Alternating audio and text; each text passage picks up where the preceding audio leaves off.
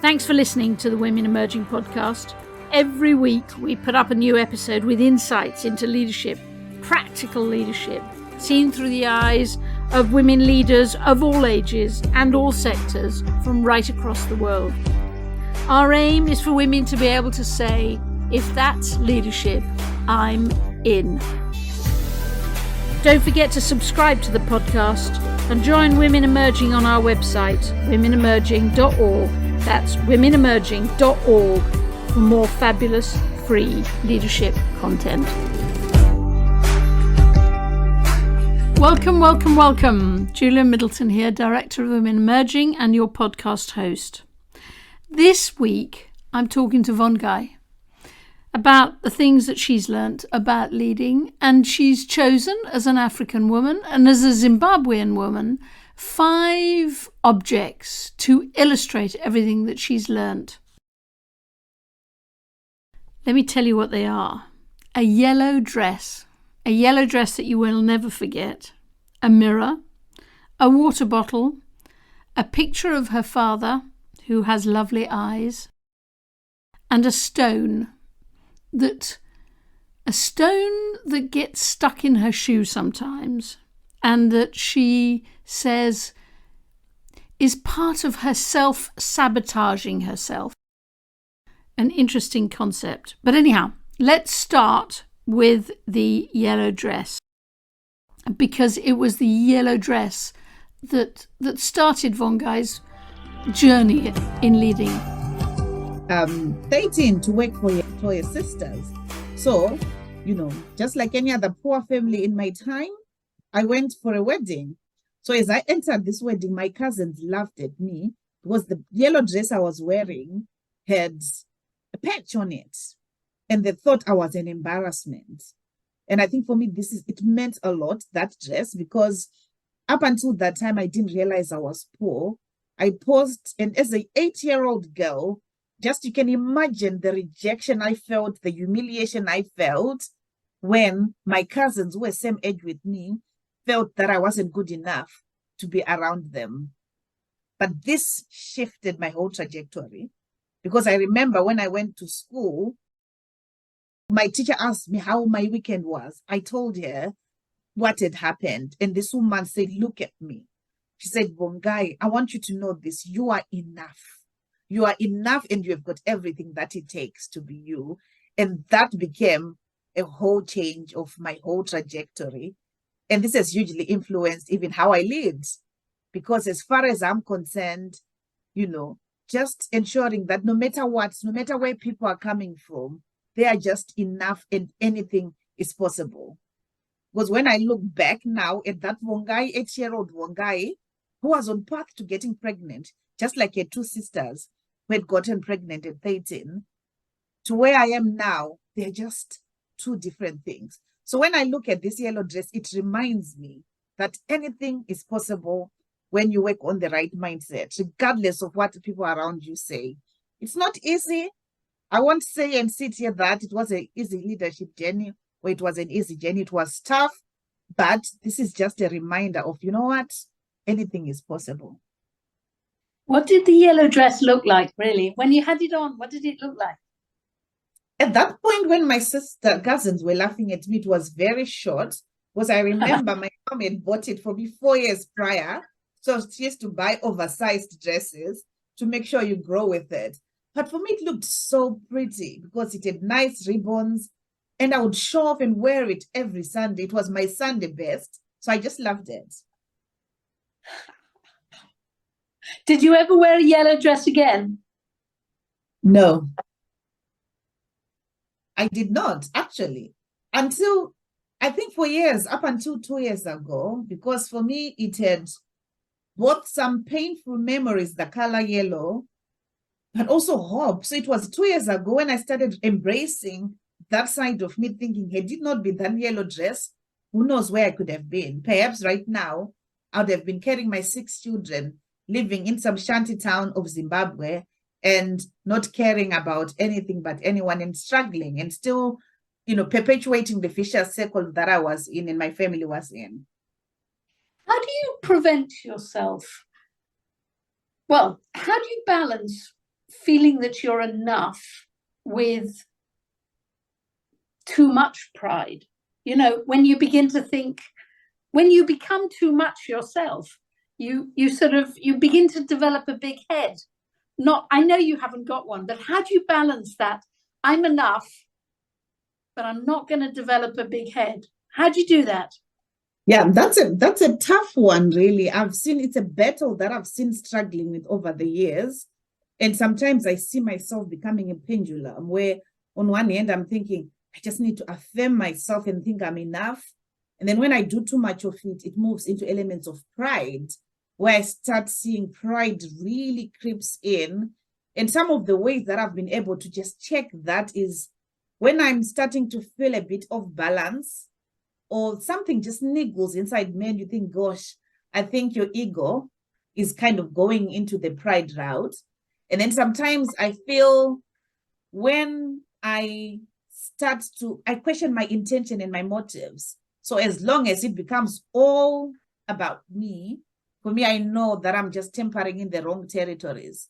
But I've also realized cases where I do what's called false humility, just because I want to come across as humble. So again, I do check myself that is this genuinely humility, or is this living into the realm that you want people to fit? You know, and it's a journey that I've just been navigating over the years. And yeah, but I have to keep self-check. That's fascinating. Give me an example of false humility. Yes. So false humility, for example, I'll give you a very, very specific example of what happened when I was, injecting false humility. I remember I was in a big hole, right? I had gone back to a part of Zimbabwe where I had spent some of my young life in. So when I went into this room, the head teacher, who I'd known for years from when I was a teenager, like a little girl, she was so excited about my presence. And then she started singing all my accolades. I remember even putting my hands together and saying, oh, don't mention, don't say. But deep down, I loved the applause. I loved what was going on around me.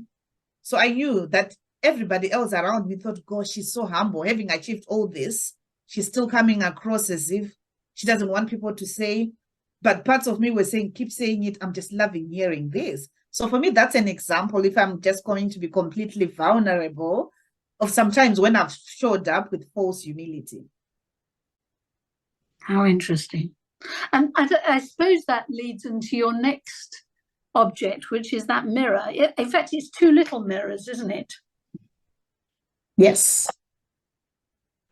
So what's that about?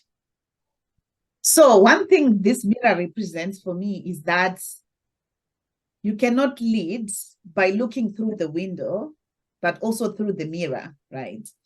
Up until I met one of my mentors who asked me very difficult questions around who I was, I realized that, you know what, I was just doing a lot of looking out rather than in.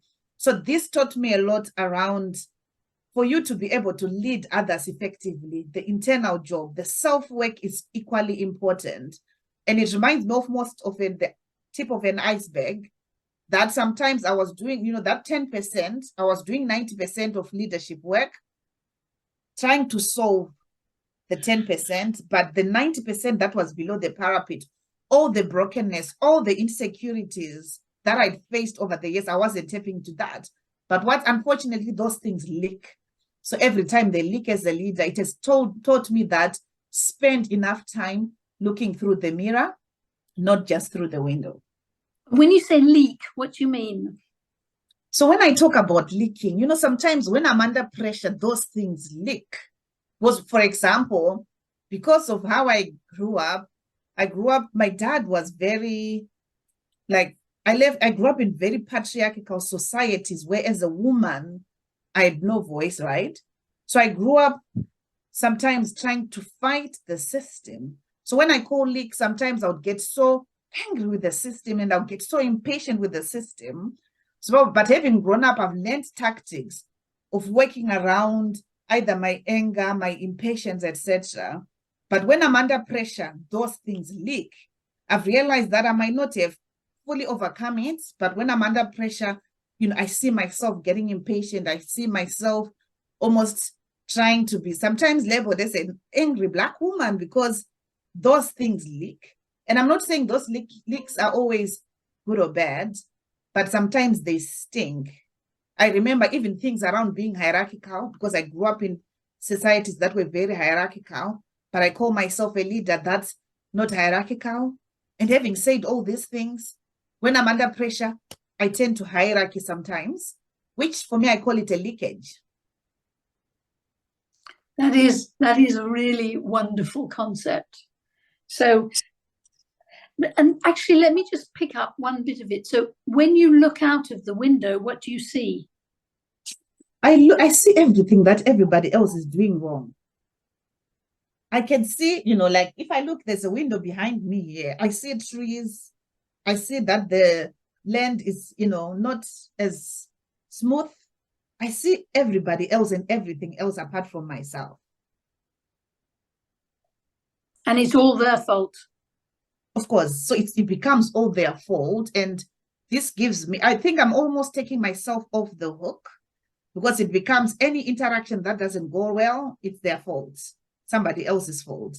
And I take myself out of the equation. I give myself a free pass, but that doesn't always make me effective. And I know it and I can feel it. And when you do look at yourself in the mirror, do you like yourself? Sometimes I do, sometimes I don't. I've learned almost to like myself.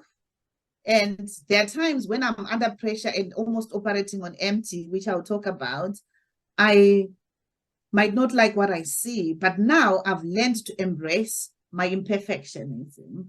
Like when I look at myself, I used to think, gosh, I'm too fat. Now it's about, oh gosh, there's more of me to love in this world. When I used to think, gosh, I've got blemish on my face. Now I'm thinking, gosh, my skin is nice and brown and chocolatey. So I had to learn to reframe some of those things. And at times when I overplay it again, it goes back to my earlier point that just keeping in check around what's the balance between reaffirming myself with what I see in the mirror and also being humble. And one last thing that I would say on that part is that sometimes when I also look in myself, I see things that I'm thinking, Vongai, you've got some pimples that you need to check out. And then sometimes I check out myself. Sometimes I think, gosh, I need someone else to help me pluck it out because I don't have enough tools to pluck it out. So these are some of the stuff that I have to deal with as a leader. I've realized I don't have all the solutions. And it's only by looking through the mirror that I can pay attention to those things versus not looking in the mirror. That is a beautiful, beautiful analogy, which plays to your third object, I think, which is that huge container that you keep with you all the time. But at the moment, it's empty. Explain that. Yes, so as you can see, this bottle, right, it's empty at the moment. Normally, I put water on it. So every morning, I make sure there's water in this container. Why? Because every time I drink water, I feel nourished. I feel energy. And I feel like I'm on top of the world.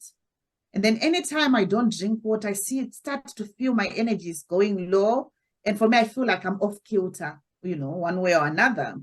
So this bottle, what it reminds me sometimes is, I always like to give. When I say give, it could be my time, my energy, my efforts into other things. But I've realized that I'm finite. Like I'm finite. I cannot give from an empty place. That even with this, I'm tilting it. There's nothing coming out. No matter what my intentions are around giving, I cannot give from an empty place. So this is what this bottle reminds me. And I've seen myself over the years. I remember a couple of years ago, having grown up in this society, that I felt a huge sense of responsibility of like, I have to give. And I used to say, to more is given, more is expected. That's what I used to tell myself, that I've got a responsibility to the world. And I've moved to a point where now I feel like I need to be selfish. And being selfish is part of my giving to others. And kindness is a word that means a lot to you, doesn't it? Yes. Yes, kindness means a lot. Some of it was forced on me. Some of it became learned over the years. Because I grew up in a very deeply religious context where kindness was injected. Your ability to put yourself up before, to put others before you was so injected. And there's also an African concept called Ubuntu that was really injected, that I am because we are, but the whole emphasis was the village comes first. Things that we do for the greater good. We have to make sacrifices for the greater good. And while there's a lot that I do admire and I still embed even in my kids' life, for me now, the thing that then shaped me later on was, how can I see the full of me in us, right? I am because we are, and all this kindness. How can I view and see me like the self in us, which is a concept that was foreign to me growing up, but now I'm almost linked to, you know what, I just have to pour into myself and now allow others to pour into myself. You know, recently I read a book which was around learning to receive love. Because of that, I almost had to give and be kind to others, but finding it difficult to receive. So I think for me, the pouring into my cup before I can pour to others is just something that is shaping how I interact with others. So it's we are because I am. Yes. Yes. It goes both ways. Yeah. And a lot of that came from your father, didn't it? That's why he's the fourth object. Yes, my father is just incredible, and this is a picture of him, if you can see. Yes. He has kind eyes. Put it up again. Let me see again. Let me see again. He has wonderfully kind eyes. Yeah. Caring so that's eyes. Him. Yes. So I think what my father taught me is that influence and impact can come from different perspectives, which almost led me to think about leadership, because I think we grew up in a context where if it was about age or hierarchy, that's where leadership lay, right? And also education, we grew up in a context that you could have to have 10, 15, 20 degrees, or I'm exaggerating the number of degrees, but education was overplayed on so many fronts. But my father had no formal education. He stopped going to school when he was like almost his second year in high school, because he had to go and fight the liberation struggle, because Zimbabwe was colonized then. But this man became one of the most influential people in Zimbabwe, initially not because of rank or hierarchy, because of his mindsets, So which led me to believe that leadership is about mindset. It's not about hierarchy. Yes, hierarchy can take you so far, but for you to be a true leader who influences, it's not all about, but mindset plays a critical part that I don't want to, downplay in this conversation. Just dig it for a tiny moment into mindset. So what is your father's mindset that makes him naturally lead? Okay, so one of the things that for him, around where I emphasize the mindset piece, is that sometimes he would go into offices, because in Zimbabwe, where I come from, for some offices doors to be open for you, you have to know someone who knows someone or come from certain classes and ranks. My father would tell me that, Vongai, I'm going to go to the president's office. And then I would say, but you don't have this, you don't have that. And then he would say, they're just going to allow me in. And, sometimes I would argue and almost like to a point of embarrassment. And this man would never give up. He would go there, he would beg them until they let him do whatever he needed to do. So one of his mindset pieces was around resilience, right? And then I'll just share the other piece around mindset is that he used to tell me that, Vongai, you are what you believe. And they used to say, if you go around thinking the world owns you or you don't have any influence, it becomes a fulfilling process. So for me, that became leadership is not always about legitimate or positional power. Sometimes the mindset will put you and open doors for you that no one thought were possible. It's interesting you use the word mindset. I wonder, does your father have, does he walk like a leader? Oh, yeah. Yeah, he's dead now. He died during COVID, But this guy would say, when I walk, he said, Vongai, when I walk, I would walk with confidence in a room. And when I talk to people, I almost talk expecting that they like what will come out of my mouth. Sometimes that would border into arrogance. Sometimes when I would see him do that and achieving results. So, but yes, he would walk like a leader who was able to engage both his head and his heart, which is something, again, that I've seen myself struggle over the years, that I pivot around the head and the heart, but he was able to bring those two constituencies together beautifully. But then sometimes you walk with a stone in your shoe. Yeah. Yes. So many times when I walk, like for me, I've realized like that sometimes recently I bought a new pair of shoes. And I think what came to my mind is that I couldn't fit the shoe on, only to realize that my son had put something in it, right? And then when I looked, I realized, it was a big piece of paper that felt like a stone. But I think what brings this to mind is that sometimes it reminds me of how I've self-sabotaged myself over the years. Say that again, self-sabotaged. Yes, how I've deliberately sabotaged yourself. Yes. And sometimes why? Yes, why? That's a good question. And I've realized most of the time when I self-sabotage, it's with a good intention, or what looks on the surface like a good intention, right? And just to give you two examples, like, growing up in this space where I had to give, and growing up very poor, at one point, I started having what I call a savior mentality or hero leader syndrome, because I had to send so many kids to school. Because I started telling myself, Vongai, your calling in this life is to give birth to many other Vongais who at one point had no one to rescue them, but now you have to. And anytime I wanted to sit still, I would just do more and more. But what that did is my biological children started suffering, because I would almost say to them, gosh, you can't go to McDonald's because this money can send this many kids to school, or we can't go on this holiday because that's irresponsible.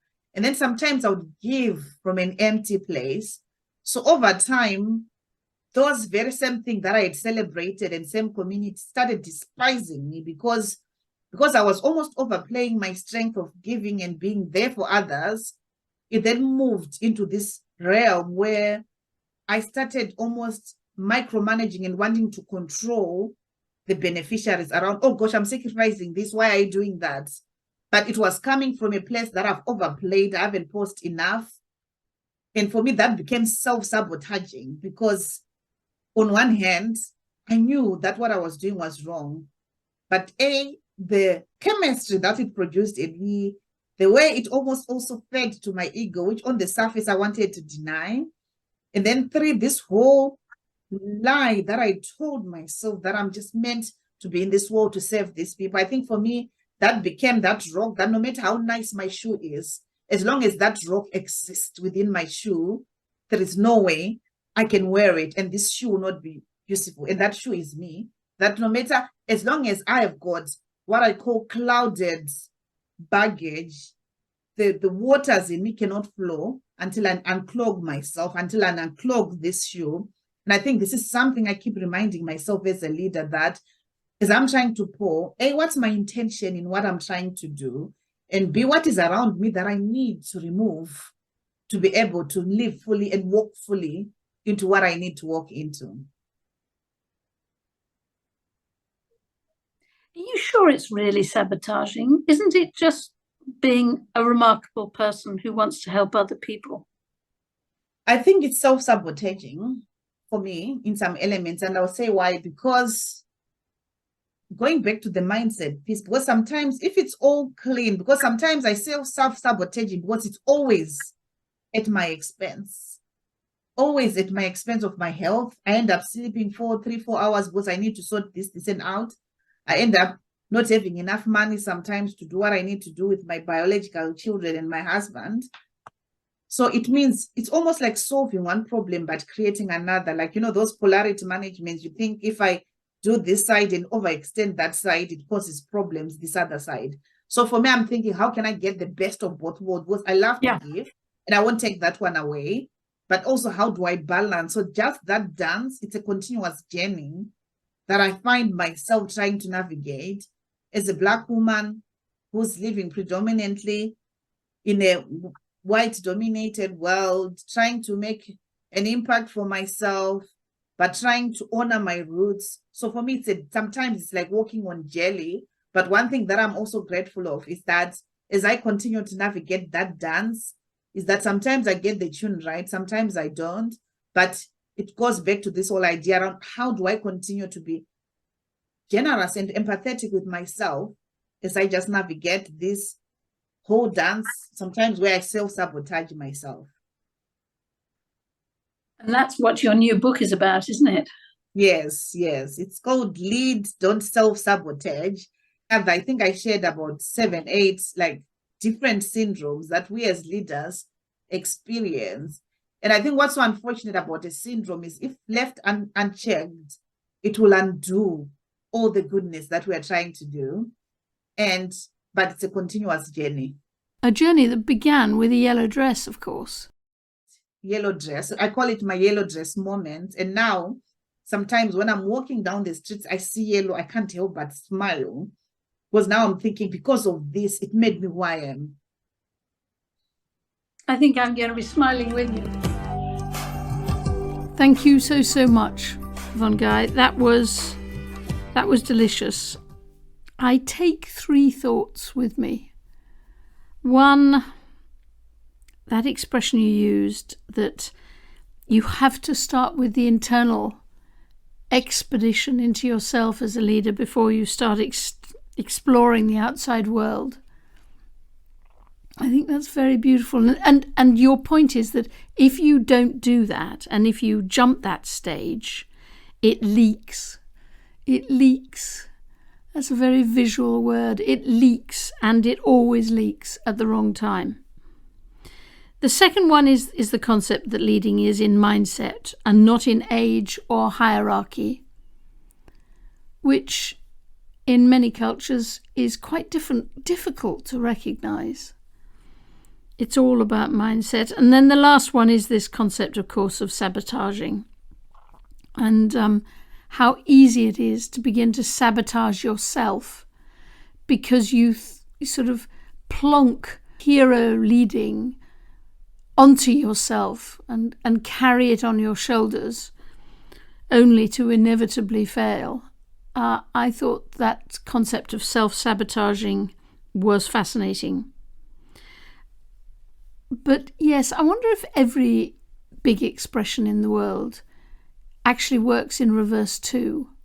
So that expression, I am because we are, needs to match an expression which is we are because I am. And taking the time to protecting that time to invest in yourself and in who you are is so important. Vongai, thank you so much. I love your books. Very, very grateful for this interview. Next week, another woman with 5 objects and 5 things we can learn from them. I send you much love.